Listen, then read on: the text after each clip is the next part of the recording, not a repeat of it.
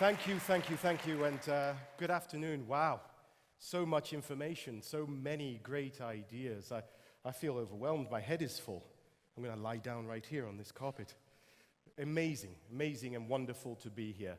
Yes, I love Africa. I'm passionate about Africa.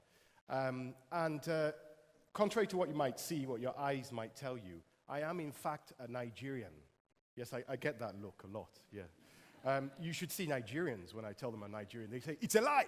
And I have to then prove that I'm a Nigerian. So you can imagine this is the cross that I bear. But yes, I am a Nigerian. I'm actually Afro-Saxon. This is a word I came up with myself. Half British and half Nigerian. And I'm going to copyright that.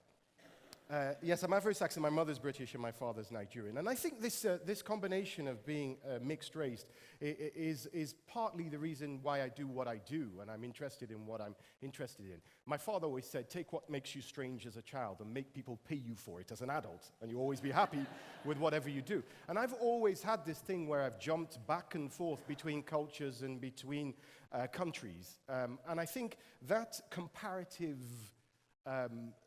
life has given me the comparative advantage to see things maybe slightly differently. Now, I'm going to be talking about perception versus reality, and the doctor said that perception was better than reality. Yes, I agree on the whole, but I think the perception of Africa is not better than the reality of Africa. Here I'm talking here, I don't know if anybody's ever heard of the Norwegian African Business Association. If you have, it's what it says on the tin. A great organization that's bringing a greater understanding between Africa and Norway, and I'm one of the board members. Here I'm interviewing a few months ago the president of Ghana, who is a wonderful and very talented individual. Okay, so on to my next slide. First of all, let's talk about the perception of Africa and some of the misconceptions. Africa's really big. I don't know if you've ever seen this map, but as you can see, that's the continent of Africa. Never look at a map and think that Africa's that size. I always complain about that. You can see Europe, United States, Alaska, and China all within Africa. This is another one as well. You've got the United States, China, India, Eastern Europe, France, Spain, Germany, all stuck in Africa. So Africa as a continent is a massive continent full of tremendous potential, also full of a lot of challenges. This is a cover from the Economist magazine from about 10 years ago.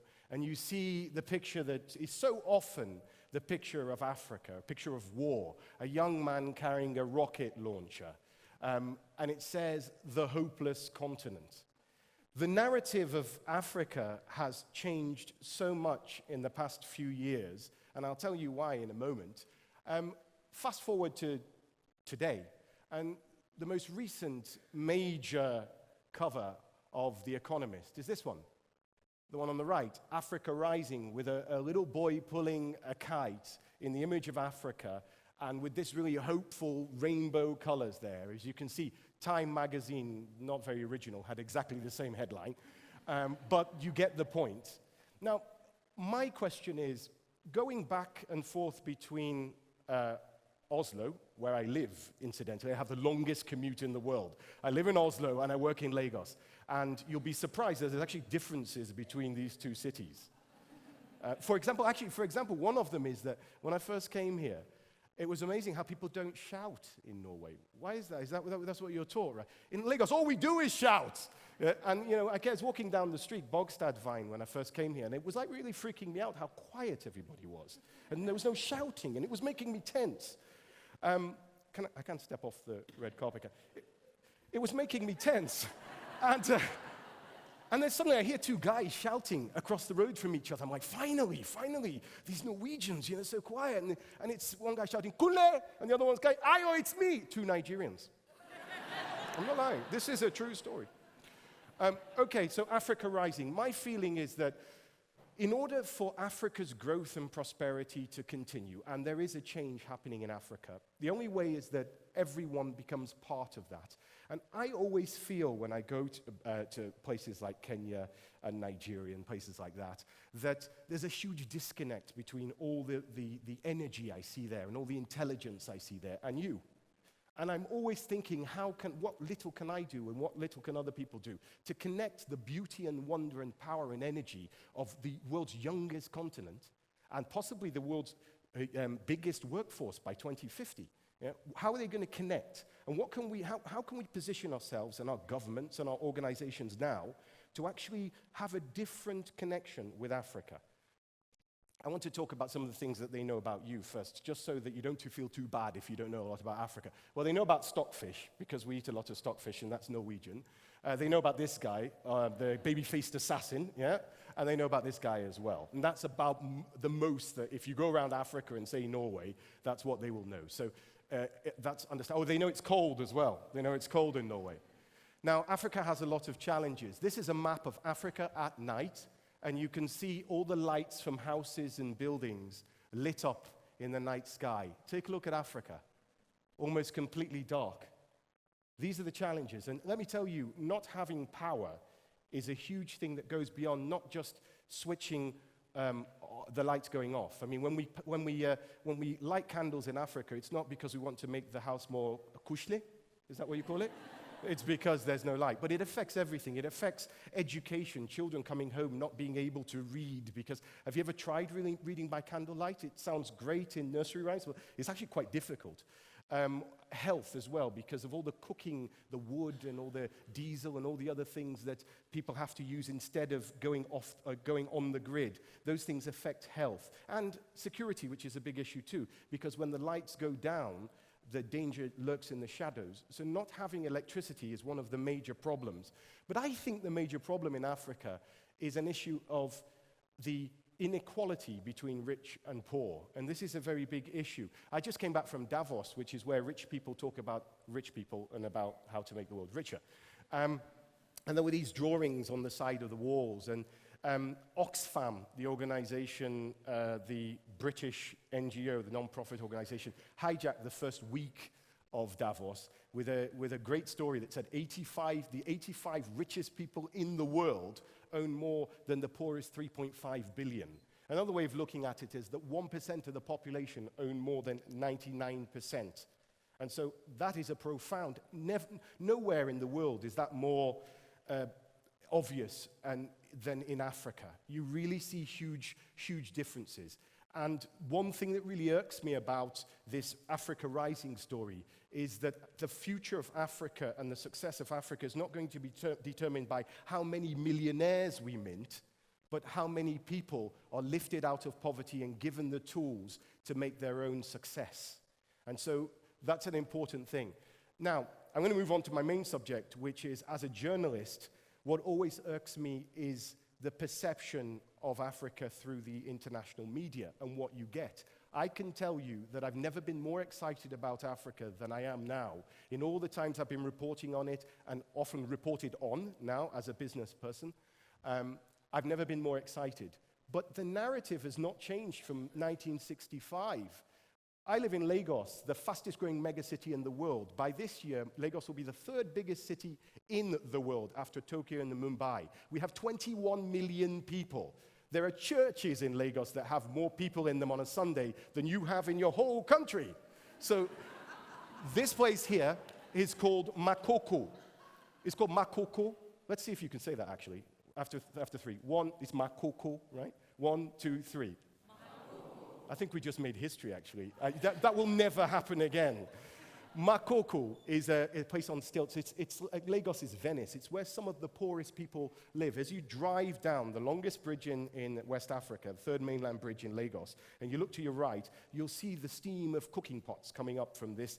Basically, it's a shanty town. And the kids and everybody, they live on sticks. You can probably see some of the boats down there. Now, this is the poorest place, and it is a sad place, and there's a lot of poverty. But it's not the only story of Lagos, 21 million people. But every single time I meet a foreign news agency that comes to Lagos to tell a story about Lagos, be they from France or England or whatever, they all want to go to Makoko. That's it. That's the story that they've been given. And the same goes, the BBC did a story called Welcome to Lagos, right? This was they spent more money than they've ever spent before on Africa's biggest megacity. They probably won't be back for another 10, 20 years to spend that much money. They went to a beach where prostitutes and drug addicts hang out. They went to a dump where people were living on the dump and surviving. These are stories that should be told, but they're told again and again and again and again. And they went to Makuku, and then they left. And so if you're sitting in Scunthorpe in England, and you've just finished watching Match of the Day or EastEnders, and you're sitting down with your beans on toast, and this comes on, you're probably never going to go to Lagos. That's what you'll think about my city. And it's not true. It's not the big picture. That's Lagos. That's one side of Lagos. That is too. As is that. And this. And this. And that. And this. And it goes on and on and on and on. The stories continue on and on. The picture is bigger than what it is. So the question now is why? Why does that happen? Why, if we went back in time to 1965 and we looked at the news, it would still be the same diet of war, pestilence, corruption, more war, more pestilence, more corruption, and so on. Now, I'm a Nigerian, so we do have a lot of problems. We're going into our election in about 2 or 3 weeks' time. It's the closest fought election in the modern history of Nigeria. It's a very tense time. We have Boko Haram, no doubt about it. Boko Haram causing menace in the northeast of the country. We had an Ebola scare, and across West Africa, that's still a major, major problem. So the problems are there, but the opportunities are there as well, and the picture should be more nuanced. I think part of the problem is the way that news is gathered. Now, I was part of the problem. I actually I'm guilty of producing some of the things, so that I'm actually blaming others for. And that is that a newsroom, in the morning, this is the way a newsroom works, be it a television newsroom or be it a newspaper newsroom. People gather together in a newsroom in London or in Oslo, and they sit around in an editorial meeting in the morning, and they figure out what they're going to do. Foreign journalists, who are often foreign, or indigenous journalists to that country, are posted all around. And I used to be one, so I know that you vie for the real estate of the newscast or of the newspaper. You want to be in it because that's what your job is. So you're fighting with other foreign journalists in order to get into the newspaper or to get onto the news wheel. You know what sells, and you know what the editors who've never been there, say Africa, will accept. You know that if you put a story about Ebola, that's what's going to be taken. You know if you do a story about war, that's likely going to get in. So invariably, the structure of news today and the structure of traditional media is locked in a cycle that it can't break out of. And no amount of talking and so on, it's because it's structured that way. And that's why it hasn't changed for so many years. So the question now is, how can it change? This handsome young gentleman is someone that I mentored. A few years ago, I saw a blog that he wrote. His name's Tolu Ogunlesi. And Tolu is a blogger. And when he started out, he didn't have a lot of people. But I liked his writing, so I contacted him. Now, Tolu has hundreds of thousands of people in Nigeria, young people, reading his blogs. And they're reading his blogs because often they can't get their opinions onto traditional media. One statistic I saw about Nigeria, by the way, was that Nigeria has the highest number of users of content on mobile phones, on smartphones, which is quite remarkable because it costs 4 times the amount it does for you to actually access content on your phones as it does for Africans. It's way, way more expensive. Yet there's a real hunger. I always think about when I was a kid and I first got to Nigeria, and I saw people gathered around something. I thought, what is it, a shell game? What are they doing? And I went over, and people were gathered around the newspaper vendor who had all the newspapers out. But because they couldn't afford it, they couldn't touch the newspapers. But everybody was standing over and reading the newspapers. And so, there's a real hunger there. Don't be fooled. There's a real hunger for information because every country across Africa I've ever been to has something in common.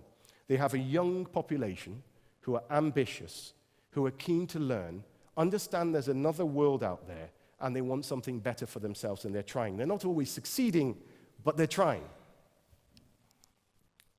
This guy, I wrote a story on Aftenposten a few months ago about this guy. He's a Norwegian. I just wanted to bring him in because he's one of yours. And he works for Africa's richest man. Aliko Dangote. And I asked him once, I said, Knut, that's his name, Knut. I said, Knut, what is it, you've been in Nigeria for so long, what advice can you give?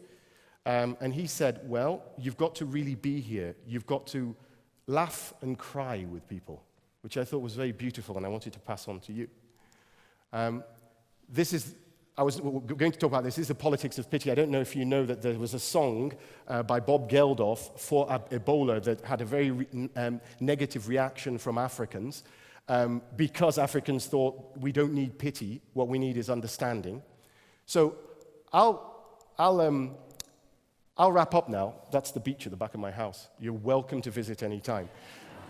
I'll just say that I think there's going to be a new narrative about Africa that will emerge as long as we understand that Africa is changing, and as long as governments like the Norwegian government and people and individuals start to see the trends that are happening within Africa, that Africans are getting online and are connecting, and start to position themselves now so that a new narrative can emerge. I'm praying for a revolution. I'm talking about a revolution, a communication revolution that will change the relationship between you and Africa. Thank you very much for your time. Thanks, Ted. Thank you.